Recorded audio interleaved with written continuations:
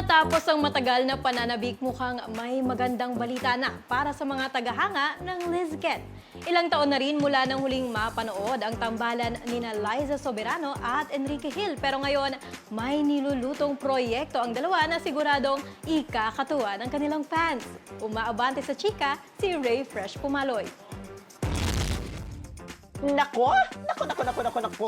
Eto na nga! May comeback na niluluto ngayon ang Lizken para sa kanilang mga fans. Ilang taong kasi mula nang hindi na mapanood on screen sina Liza Soberano at Enrique Hill. At ngayon, posibleng magsama uli ang dalawa para sa isang exciting project. Sa isang panayam, sinabi ni Liza na kinakailangan pang plansyahin ang konsepto, kaya wala pang eksaktong petsa kung kailan ito matutuloy. Dati na rin namang sinabi ni Ken na interesado raw si Liza sa isang horror film. Pero, busy pa ito sa career sa Estados Unidos.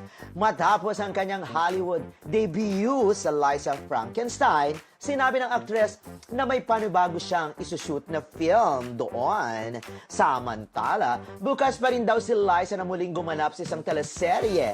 Hi! Exciting kung magre-reunion sa isang movie o serye dito sa Pinas sina Liza at Enrique, no? Kung sakali man kaya, maka 1 billion pesos kaya ang kanilang reunion movie. Palagay nyo, correct! Ako si Ray Pumaloy, showbiz sa mga Banta Radyo. Ito ang balitang mabilis, mabangis, at walang mintis.